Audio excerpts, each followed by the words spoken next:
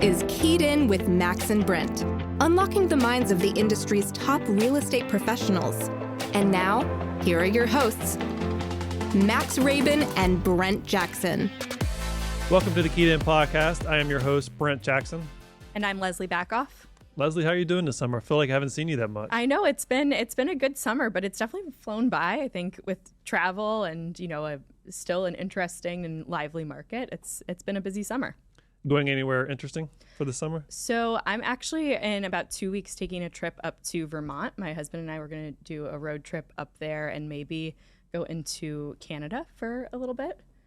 So potentially like Montreal or Quebec City, still in the plans, but that's the trip for the summer. Would you guys be staying in a house or hotels or camping? So we actually have booked an Airbnb for Vermont that is a working maple syrup farm. And it's this like Airbnb cabin thing that is on this syrup farm. So I'm very excited to see the whole location and maybe bring back some syrup for the team.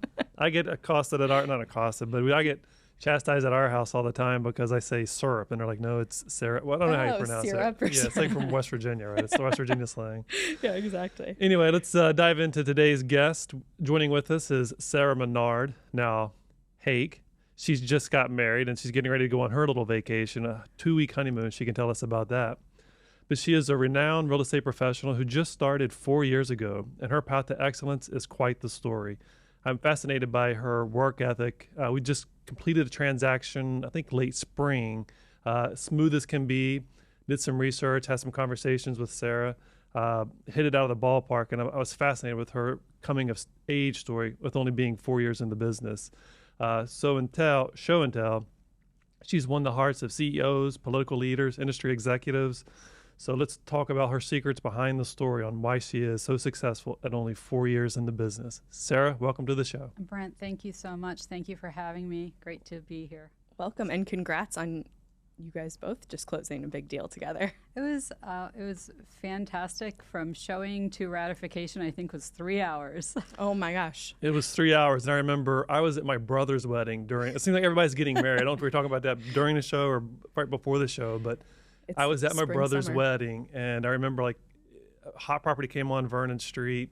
We were the listing agent representing a great developer, and I think we had like 25 showings in the first day. It was the first day. The first day, and then you guys made everything happen behind the scenes. I remember I was going to the rehearsal dinner, and I'm in the process of like downloading the document, marking up the PDF, sending it over to our developers to ratify. And luckily the rest of the weekend went very smooth, but it's what we do as realtors, and congratulations to you for doing such a phenomenal job with the buyer and doing everything the developer asked. Thank you, Brent. It was the buyer's prepared, first of all. It wasn't our first offer. And the location fit what they needed, the size. We had already talked about the different developers out there, so they were familiar with Dillon. I had shared some of their previous projects. So when this property came on that morning, we were ready to go. We went, saw it, and had an offer ready within a couple hours. Yeah, that's impressive. Awesome. So if we just go rewind here, I'm impressed with your 4 year into the business, and you're blowing it out of the waters. If we always go back to HomeSnap, your HomeSnap numbers they're very impressive at a very early age. Again, you have 16 on the list side, 27 on the buy side, and they're not always accurate, but 1.39 is your average price on the list side, almost $1 million on the buy side. Again, 4 years, and you're killing it out there. So I'd like to hear some of your origin story, like how you got to be where you are. Thanks, Brent. Well, this was a second career for me. So I was in finance for many years, and I was able, when I decided to become a realtor, it wasn't just like I woke up and decided to, go start selling homes. I really studied the market. I decided to become a realtor in Washington, D.C. At the time I was living in Annapolis, but my social life really revolved around the city here. And had been for many years. So I just, it was a very conscious decision to, I took a couple years off between my previous career and actually becoming a realtor. I got licensed, and then I embarked on really studying the city, the history of neighborhoods. How did neighborhoods, when were they developed? Who are the developers in Petworth or Colorama? Who are the prominent developers throughout the city's history? What are the characteristics of different neighborhoods?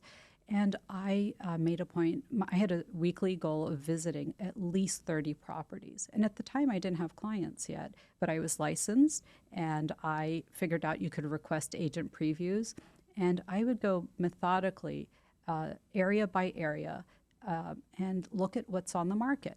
And then I would track, I love data, my background's in finance, and I would track what the list price was, what the selling price was, final selling price was, and then I would take a look at days on market, and what are the statistics for each part of the city.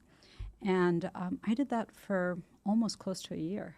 Wow. And at the time, my son was fairly young, and sometimes he'd come with me, and it was just me and him some days it was just me, and I would take fastidious notes, every property, and I would go say, today's Petworth, today's Glover Park, today's Georgetown, and I would see what's out there and visit as many locations. And that really informed me. And then the history. I'm a big geek, so I love history. I love the fact that this town has such a rich history.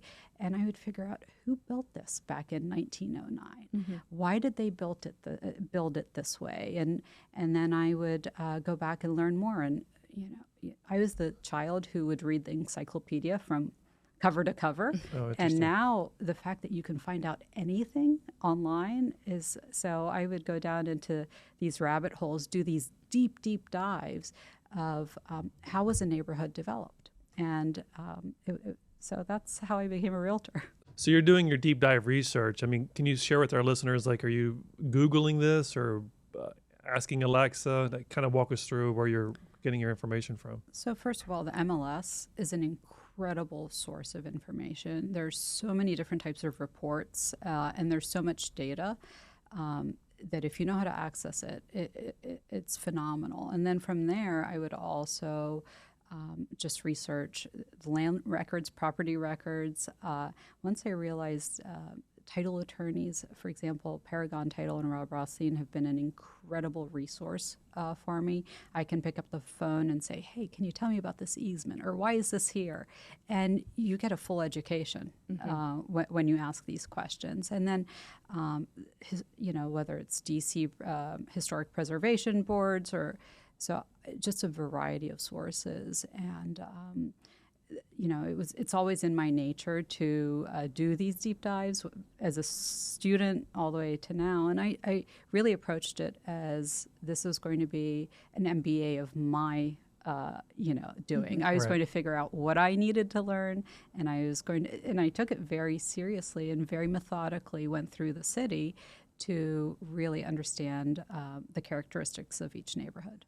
That's super interesting. And I think an almost unconventional way that a lot of people approach starting real estate. I mean, many new agents either, link up with a team or a mentor, and you kind of, took this path and just really researched yourself.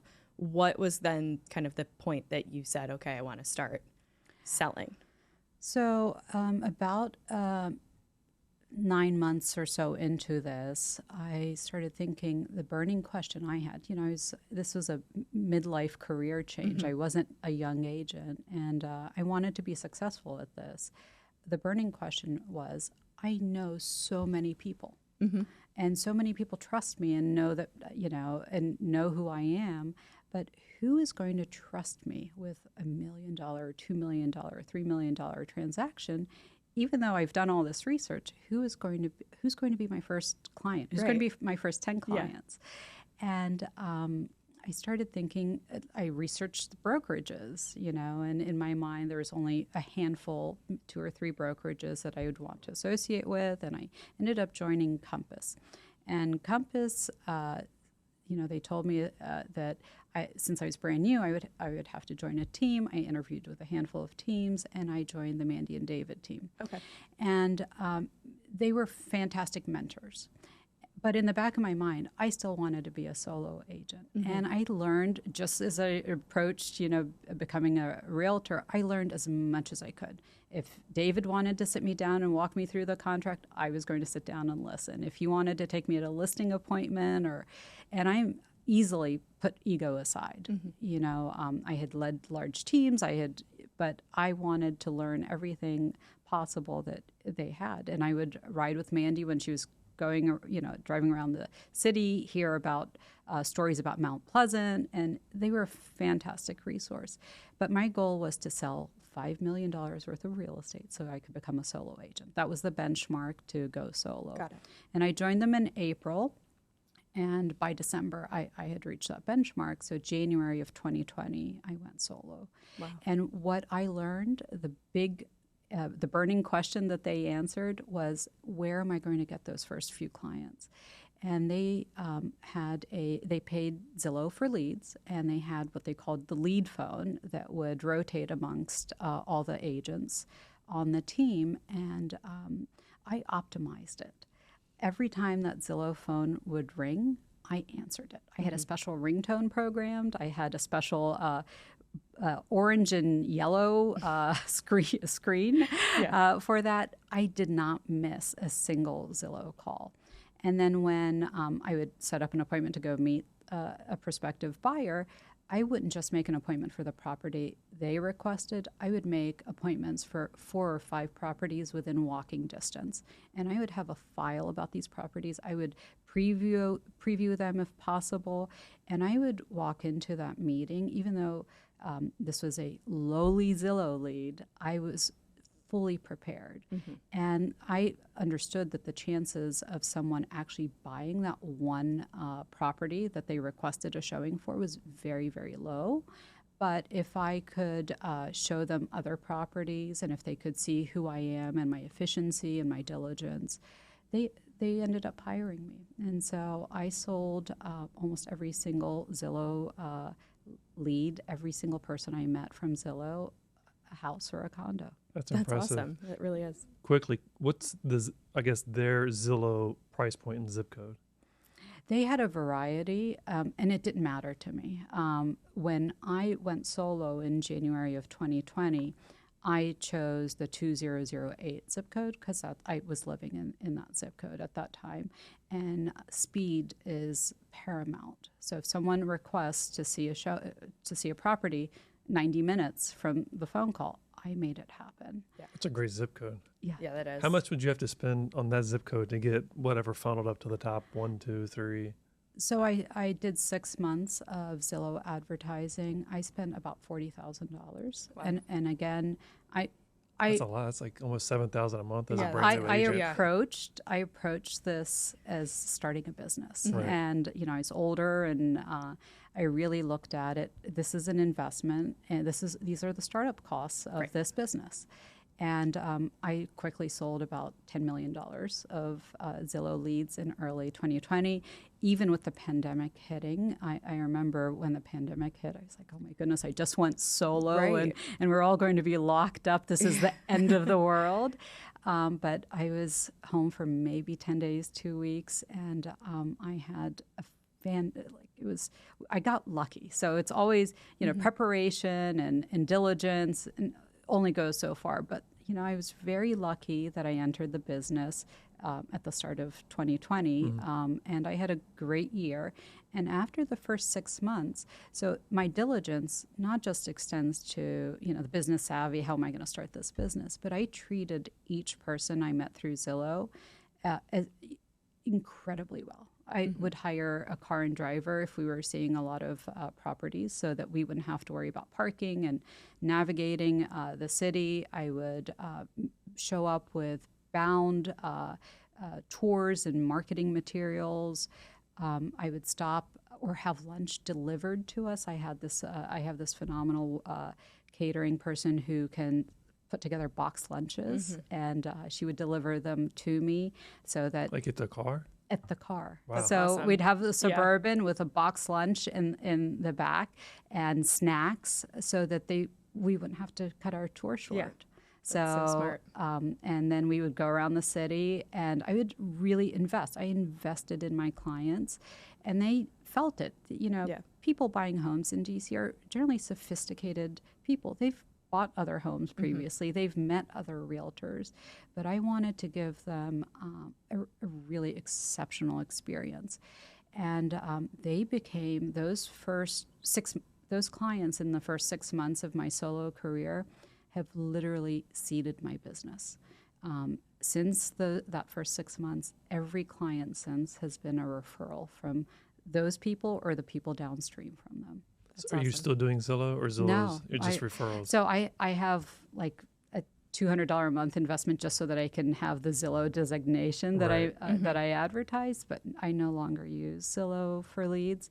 All of my clients for the past couple of years now have been referrals or people that I know. Yeah. So tell us a little bit then about the structure of your solo agent team. Do you have an assistant helping you or transaction coordinator, anything like that? So that was another big investment I made very, very early on. I wanted to free myself from the DocuSigns, the paperwork, the listing agreements. I hired a full-time assistant my very first year before I had the revenue or business to justify it. And again, it was another investment that I made for my business. Right. So in order for me to provide an incredible level of service, I couldn't be stuck at home doing DocuSigns. Right. It's impossible. And so I hired someone, or I've had a full-time assistant my entire career. And how did you find that person? I've had 2 or 3 so far, and one of them cold called me and said, I've looked at your numbers in HomeSnap and you need an assistant. That's awesome. And I Great had initiative. just, Yeah, exactly. And I admire initiative like that because that's something That's I would do. impressive. You would, yeah, exactly. It sounds like a good fit.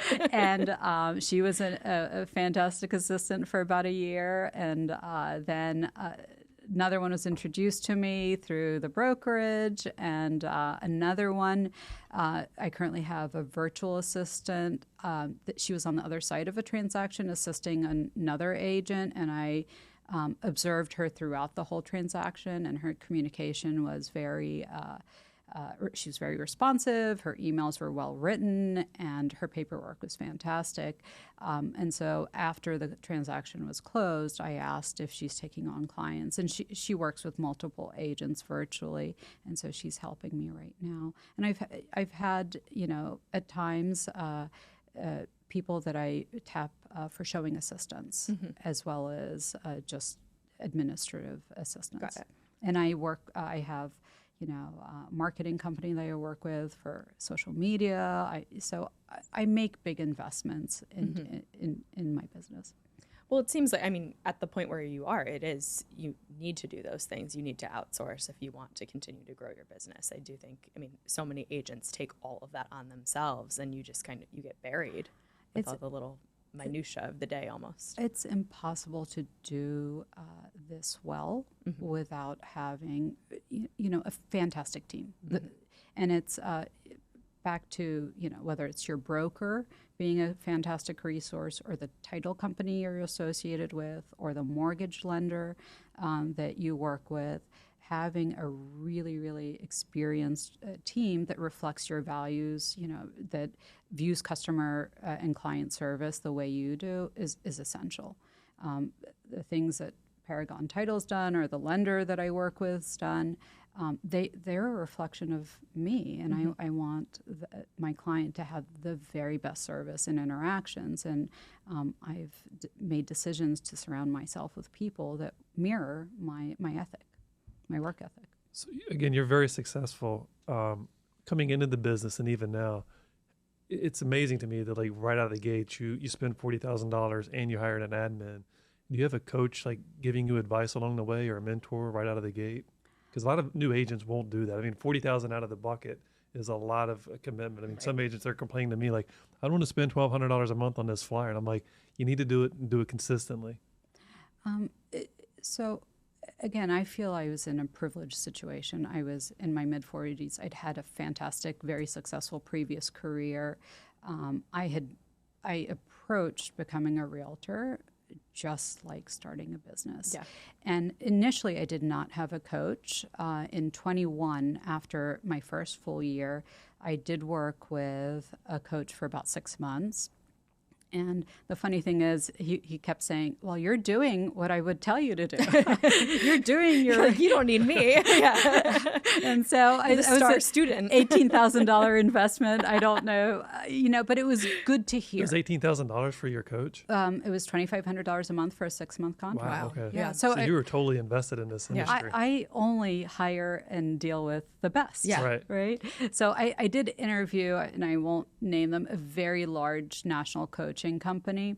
And the coach that was assigned to me, I looked him up on LinkedIn, and he did not impress me, And I kept thinking, well, if this is the coach that they're going to assign to me, I don't know what he can teach me. Sure. So I sought out, one of the most well-respected coaches in the DC market, and he was fantastic. But what he did more than anything was to reassure me that I was on the right track. I stayed in contact with people who had given me business. I stayed in contact with my sphere. I love wowing people.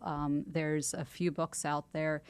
I don't know if you're familiar with the restaurant 11 Madison Park. Just that, there's a book about them I think it's called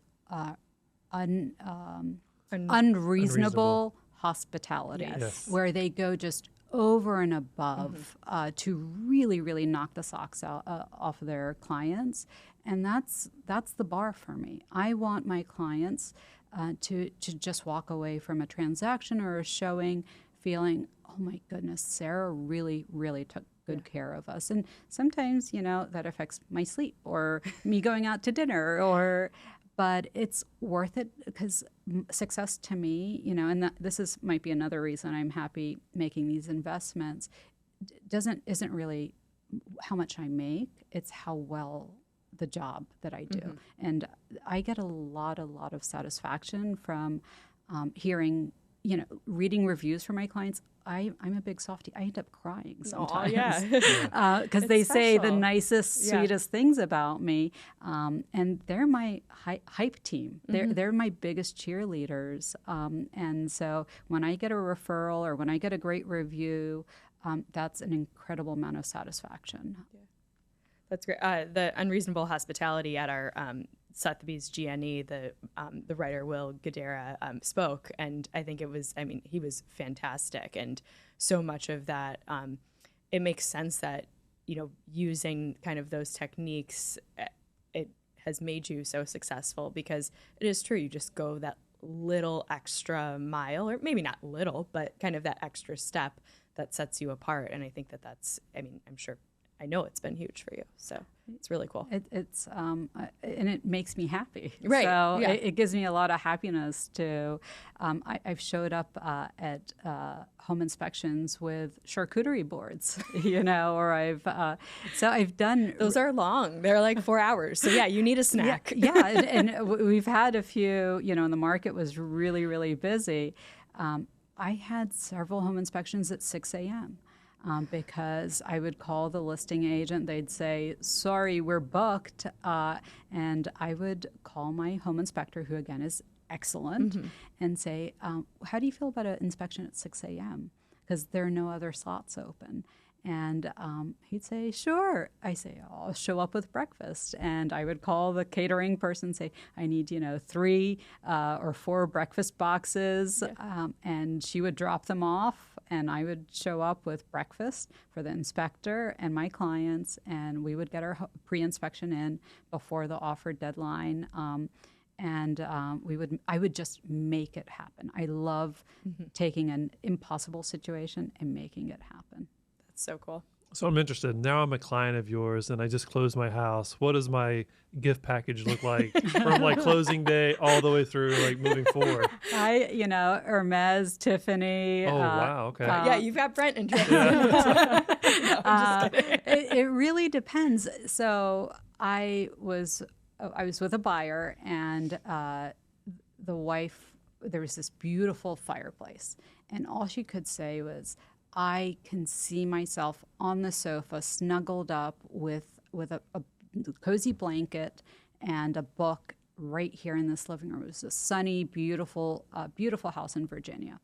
And she got a snuggly Hermes blanket. I love that. That's awesome. So I love giving gifts and hospitality in general. It's a big part of my culture, and it's a lot of fun to think about. And I work with a gifting. A woman who is a gifting specialist consultant, and I talk through what I need or who the client is, and a lot of times my go-to is Tiffany's. Everyone loves getting a big blue box at settlement, or a great wine. I've got a special gift I give first-time home buyers with tools and all the necessities that they need. But it doesn't stop at settlement. I generally do gifts 2 or 3 times a year, and it can be something small, but it has to have meaning. Yeah. I hate giving swag that's junk. Yeah. Branded swag that everyone is going to just toss and ends it's up good in for you, but not for them. Right, a hat or mug or something like that you've got 100 of. So, so you're not going to take our keyed-in mug with you? No, it's got your face on it. That makes it special. The M&Ms do The too. M&Ms have their face on it too. I knew about these coming here today, and I was hoping I would get some. Infamous, right? They are. That's why we do the show, right? Exactly. For the food and the swag. For the swag, but I do local honey. Cool. That's really, really high quality, amazing honey with a cute card that says "Hope you have a fantastic spring." Or I did picnic sets with branded blankets and coolers, and one of the most satisfying moments ever was I had 2 or 3 clients that had all referred each other, so they all knew each other really well. Yeah. And it was a client family tree is what I call it. And shortly after they got the picnic set up, all 5 of them were at Rock Creek Park with my Sarah Minard blankets and coolers, wow. and they sent me a photo. And that was so special. Yeah. They were actually using my stuff, Yeah. and they appreciated it.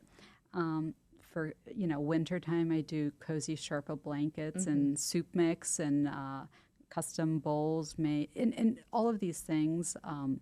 For example, the bowls were made by Providence Center, which employs people with intellectual or physical disabilities. So, and I always write a note, and everything has a special meaning. It's just not, junk made in China that's thrown together. Right. So everything is bespoke. Yes. Right. And the box that it comes in was custom with my logo, with the perfect hex code colors, the ribbon, the sticker. I have, it's almost a disease, but I see details. I see all of that, and I know good quality. And that's, when the stickers came back and the printing was off, I redid them, And so everything has to be great. Well, you just mentioned Tiffany's. I mean, that's kind of what they're known for is their packaging. It doesn't matter what's in the box. Everyone knows the blue box is Tiffany's with the white ribbon. Georgetown Cupcake is very similar. People, they'll stand out line around the corner from M Street to get those little cupcakes that are so perfectly put in that box with the Georgetown Cupcake logo. They're not sponsoring the show, but I think they're not any better than like the cupcake down the street. But it's all about the presentation of the cupcake. And I know my clients aren't referring their friends and family to me because of a gift. Sure. I know it's because of the service and the trust. So I fully understand that. But that wow factor, when I sent out the Sherpa blankets this past winter, I got at least 15 to 20 photos and text messages of little babies, dogs, kids wrapped up in my blanket, with a, hey, Sarah, we got your package. Thank you. Yeah. That's so special to me. It's that relationship that they know I'm thinking about them, and I want them to be thinking about me, obviously, but that relationship is so heartwarming. I cannot tell you how many people, when we met, we were strangers, their friend or their cousin or somebody said, you should call Sarah. But then by the end of, a transaction, a financial transaction, that they're sending me baby photos from hospital rooms or inviting me to dinner. That is incredibly satisfying. Yeah. So you're talking about your customer service and your marketing. You're doing a great job of all of that. Is there any tool, a CRM that you're using to put people into your database to keep reminding of whether birthdays, holidays, anniversaries, all of that? Absolutely. I'm a huge believer in using a CRM. I think any agent, any realtor not using a CRM is really missing out. There's, Excel spreadsheets can only go so far. And so I have used the Compass platform and the Compass CRM from day one. I have all of my clients there, and I have, and the CRM is only as good as the data that you input. And so I have closing dates, birthdays if I know them. Everything is in there, every interaction, every email. And it's how I spend a lot of my evenings is making sure I document what's happened that day. And so, yes, absolutely, a CRM is 100% essential for my success. Yeah, and you're into it every day doing the notes. You don't have your admin doing it, you're doing it. No. I want to know. Right. Everything that's client facing. So while I love delegating paperwork or tedious tasks to my admin, everything that has to do with my client, I like doing. I like doing showings. Some agents hire buyers agents. I can't envision a time where I would have someone else step in for me consistently to do showings, because I want to be there and study their faces when they walk in. I want to understand what really excites them. And that helps me become more efficient. If I'm there for the first 2 or 3 showings, and those showings will inform the next 3 or 4 showings, and we will find a place if I understand my clients better. Right. And if I'm not there, I don't get that. Yeah. And you get eyes on the property. I think that's so interesting. If I've ever had someone step in and do a showing because I'm sick or out of town or something, you don't get to see it. And then if they want to write an offer on it, it's exactly kind of like, okay, well, I didn't get my eyes on it. In the rare occasion where I've had someone show a property on my behalf, if the client decides to move forward, I just go first opportunity and just look at it myself. Right. I don't ever want to be in the position of writing an offer on a property I haven't seen, because I see things that the client doesn't. I see the old watermarks or the wonky floor, so. Yeah. And as far as like your marketing for yourself, do you do social media, print, other avenues that you're doing for marketing yourself, not necessarily just the property you're selling?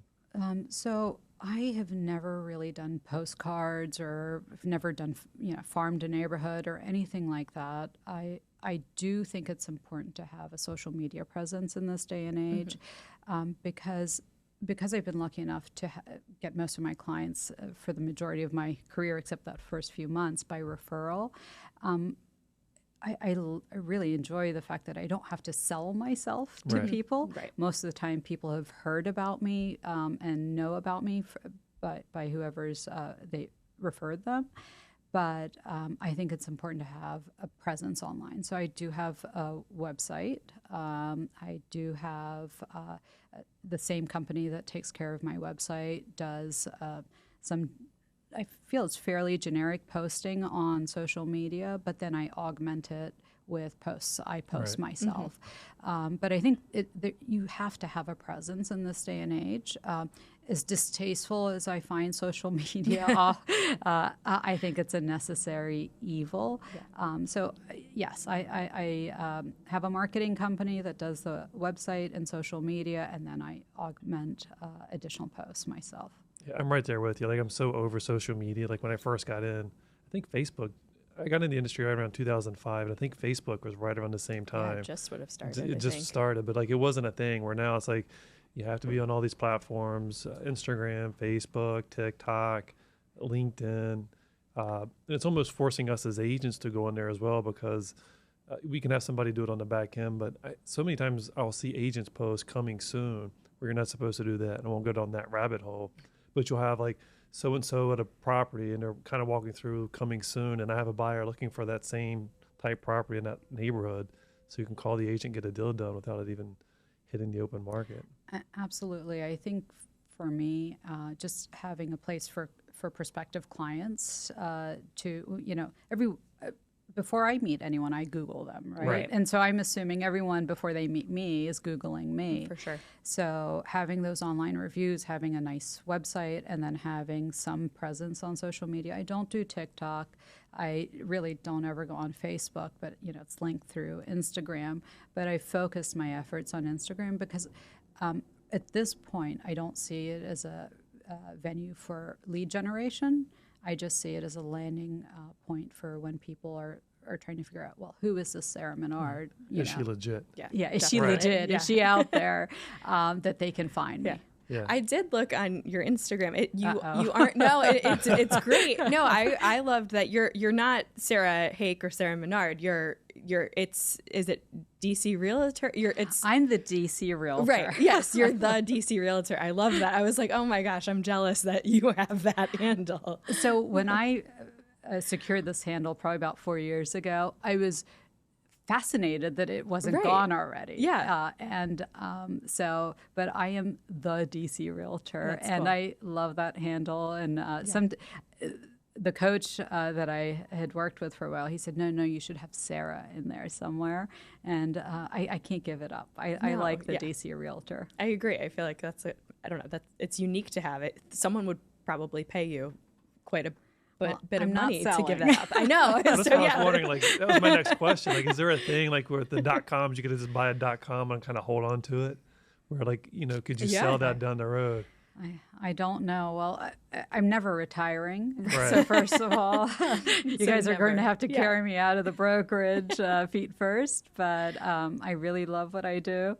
And I think this is something that you could do with differing levels of intensity for a very, very long time. I want to rewind a little bit back because I'm just fascinated by this whole car experience. Like, you get in the black Suburban and you're driving around town looking at great properties. You have lunch brought to the car.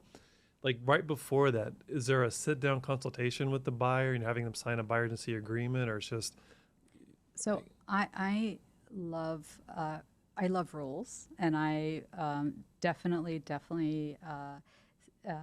would sit down. So once I get a referral, I talk to the buyers. First it was in person, and then during the pandemic, generally that first meeting was via Zoom. And that's kind of where I've moved to. That first meeting is almost via Zoom. And we talk about their wants and their needs and listening. And so even if it's a Zoom meeting, I'm watching the client. I'm watching if there's, if it's a couple or if there's two people, I'm watching how they interact, what's important to this person, what's important to that person. And I'm taking notes, and I'm really, really intently focused on what are they saying, but also what is their body language. When one person says, I want this, what's the other person? Right. And then I do, and what I always offer buyers is, that we'll go out once or twice at the very most without a buyer agency agreement. And I explain that it's a fiduciary relationship, and in order for me to represent you, we must have this, and it's severable. And I've never had anyone fire me yet. Right. It's probably because I haven't been in the business long enough, but and everyone thinks that's fair, and I think that's fair too, because sometimes I might not want to work with that person, right?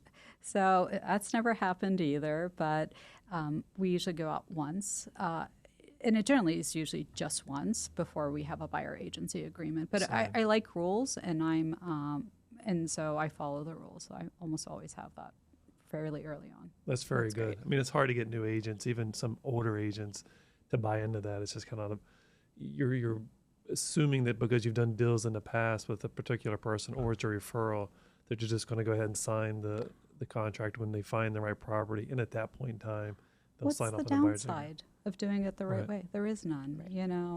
If someone's committed to buying a property, they understand the process. And Right. again, being in Washington, D.C., most of our clients are sophisticated people. They sure. understand rules and contract law, and probably better than I do.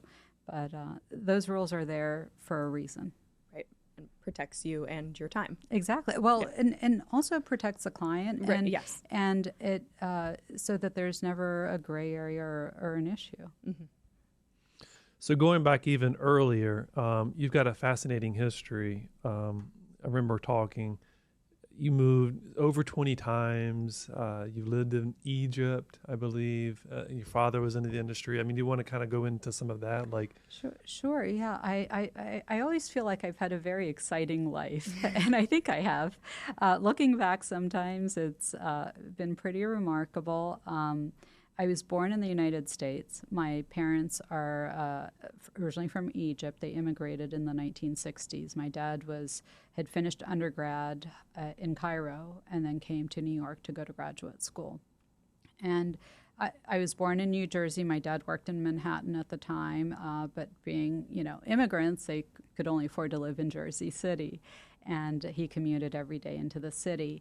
And then from about age 5 to age 15, I lived at certain points overseas. And, we were back and forth between the States and multiple countries. But I got to live in Cairo. I lived in Bahrain, Cyprus. I spent a lot of time in London and Barcelona. Too bad I was so young. Right. Yeah. But starting at age 15, my dad retired the first time right around that time from banking. And my family moved to Annapolis. And that's where I spent from age 15 till just a few years ago. I lived there, and so I made it my hometown. what was the draw for Annapolis for your family? So my parents had an arranged marriage in the 1960s in Egypt. That's not uncommon, even to this day. But my dad had come to the United States first, and then to get his graduate degree. And once he got that, he went on a 2-week trip back to Cairo to find a bride. He had 2 weeks to find a bride, get married, and bring her to the United States. Okay. So, and that was my mother. So when they came back, they did a tour of the eastern U.S. from Niagara Falls all the way down to Annapolis. And my mom loved the town, and she remembered it from her honeymoon. And so when it came time she had endured so many moves. 20 moves. Yeah, that's where she wanted to live. Oh, very cool. And I love Annapolis. My son was born there. I lived on the water there. It's a small town, but it's beautiful over there. It is beautiful. Have you sold anything in Annapolis? I Do have. you ever think that you'll, maybe branch a little bit more to there? No. She'll answer no. So again, it goes back to data. Yeah. When I decided to become a realtor, I looked at average home sales and prices, and I love data and I love math. And if you're going to make a portion or percentage of home sales, you want to work where home sale prices are higher. Yeah. And even though there's some beautiful waterfront homes, Brad Capel's made a phenomenal career out there, consistently day in, day out, Washington, D.C. And not just because of that, Washington has a very unique combination of very interesting architecture and history and very interesting people. I don't think I could just, my clients are a very accomplished and interesting bunch of people, and I like spending time with them. Yeah. And whereas, not to say Annapolis people are boring, but it's just a different clientele lifestyle. and different type of property.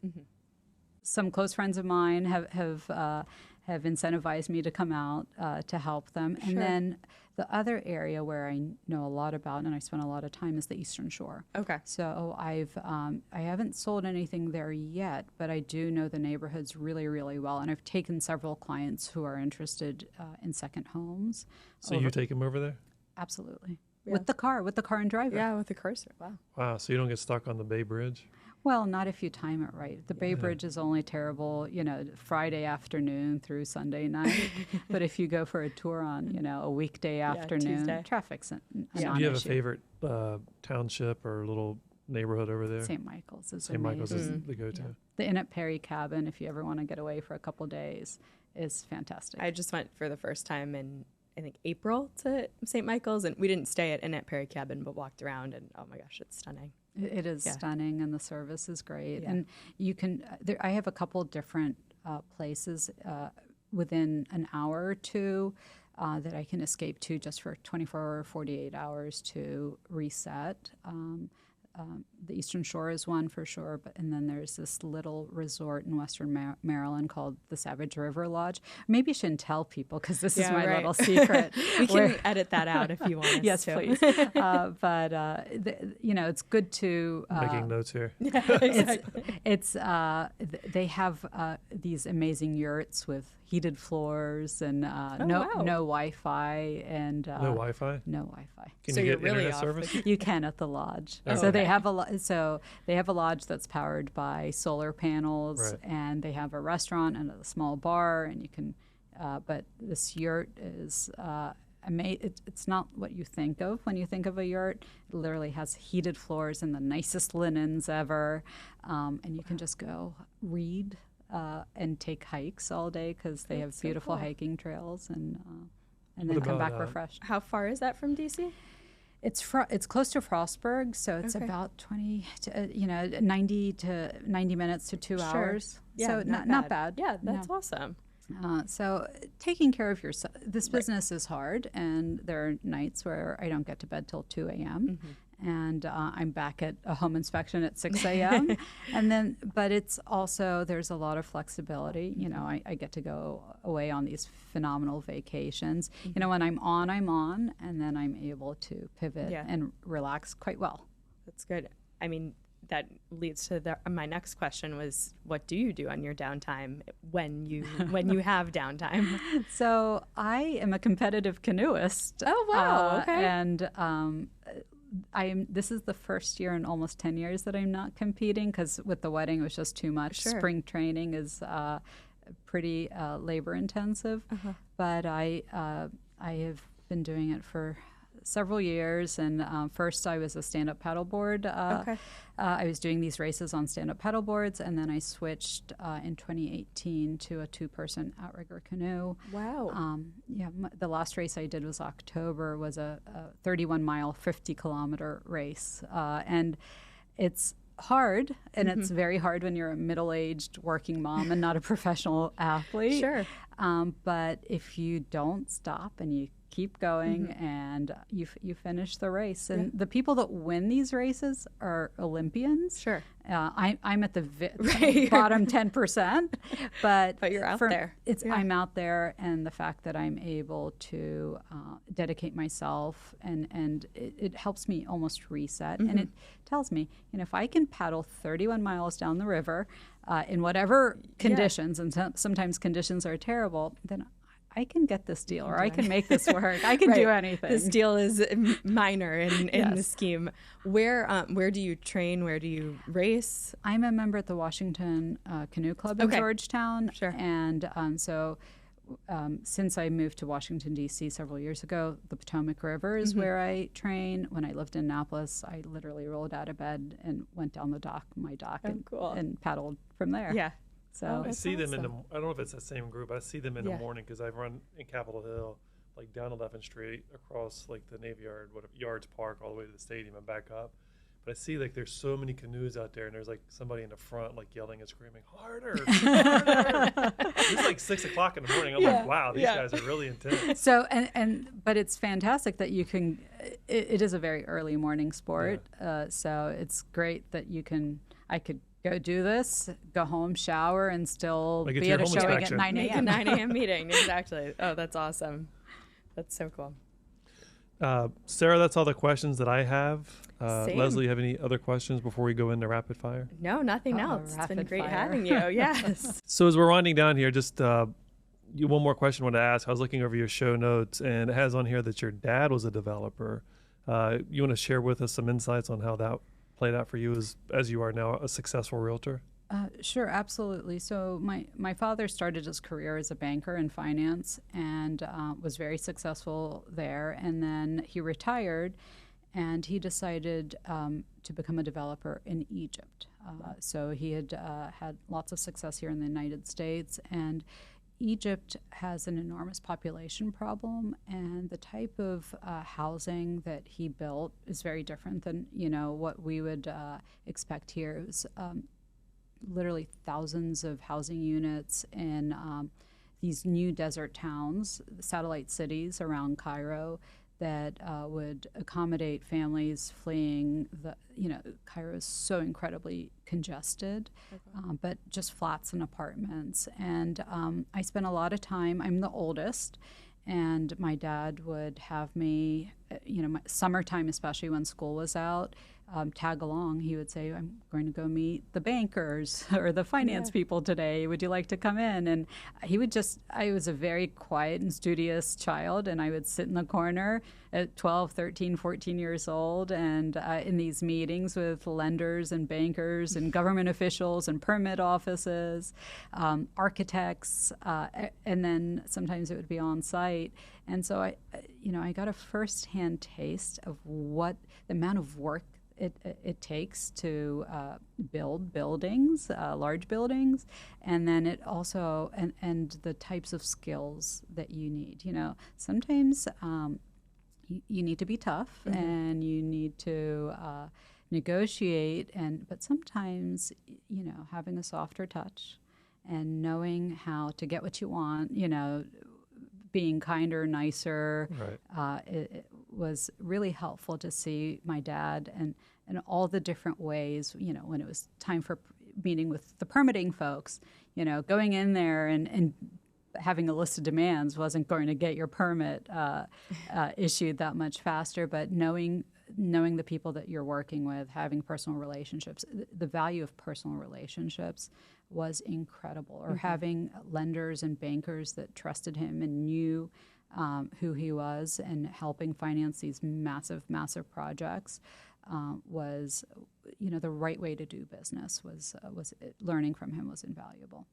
Yeah, it's paid off because you've had, like I said, a lot of success early on, and it's impressive, your book of business and your type A personality. You're overly prepared for everything, which pays dividends for your clients. Well, thank you, Brent. You say you've been successful. I feel like I haven't. I feel like I am just getting started. I feel like it's the tip of the iceberg. Yeah. So It's sky's the limit. That's the thing More of to our come, industry. for It's sure. like you can always do as much or as little as you want to do. Yeah. absolutely. Anything else? And we'll go into rapid fire. Any other questions? No, thanks for the opportunity. We're glad to have you. It's a fascinating story. All righty here. So 5 quick and easy questions. What are you currently reading, or would you recommend to our listeners? Well, of course, that Unreasonable Hospitality is a fantastic book. I think anyone that works with clients should read that. Also, the other book that really guides and informs how I work with clients is a book called The Trusted Advisor. And those books are really, really great and are helpful to elevate the type of service you give to clients. What's your go-to restaurant here in D.C.? Or outside D.C.? Well, in D.C., since L'Ardente opened, that has become my favorite. I had my rehearsal dinner there. But also, I have another reason why I love L'Ardente. I sold the director of sales for that restaurant group, him and his husband, a place. So even before L'Ardente opened, so when I need a reservation, it's only a text message away. So being able to get in at L'Ardente is always very helpful. And now love Makoto, their sister restaurant. Yeah. Let's say for our listeners, what is that restaurant? Where is it? Oh, so it's at 200 Mass Avenue. 200 Mass Ave. And it's called Glam Italian. Glam Italian, okay. They have Missoni drapes. The banquette fabric is this beautiful velvet. I love things like that. Yeah. I love all the details. The service is excellent.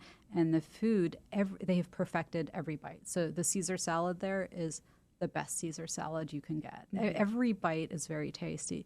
My favorite dish is a whole grilled branzino stuffed with fennel and olives, and it's the best fish you can buy.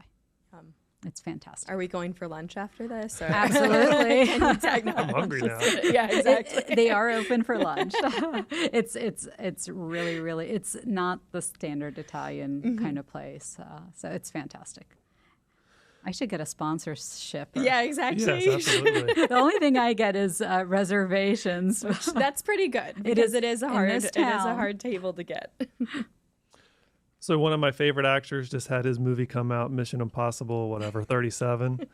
Who would you rather have coffee with, Tom Hanks or Tom Cruise? Tom Hanks, hands down. He just seems, so being nice and being polite ranks very, very high on the importance list for me. And Tom Hanks just seems like such a nice person. I would agree. Yeah. Even though I like Tom Cruise, I mean, I'm still over the, Top Gun 2 Maverick. I'm still watching that. Great. You're a big gift giver.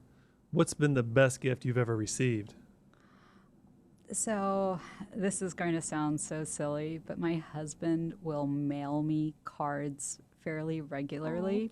Especially, he travels a lot for his nonprofit. So before he leaves the country, he's been to Ukraine several times. He'll be in Ukraine at the end of August. He will leave with his assistant multiple cards to be mailed out at different intervals. And so those cards are just so sweet, and they are the best gifts. That is awesome. That's great. That's a great story. Yeah. Last question here. You just got married and you're going on your honeymoon. Where to? You want to share with us any insights on that? As long as no one shows up. No clients. No clients. I am going to the Amalfi Coast.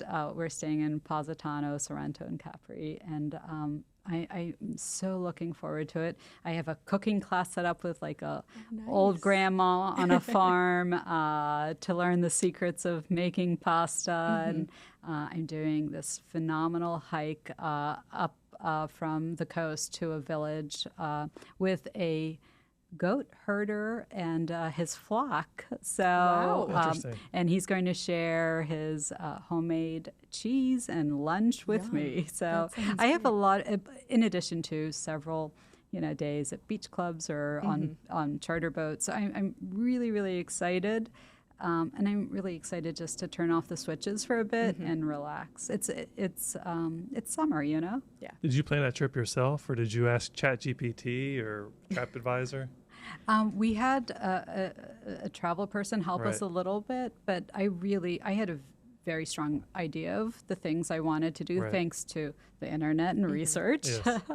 And so I literally knew I wanted, a boat tour here, and I wanted to do this, and I wanted, but all of the final little details someone helped with, yes.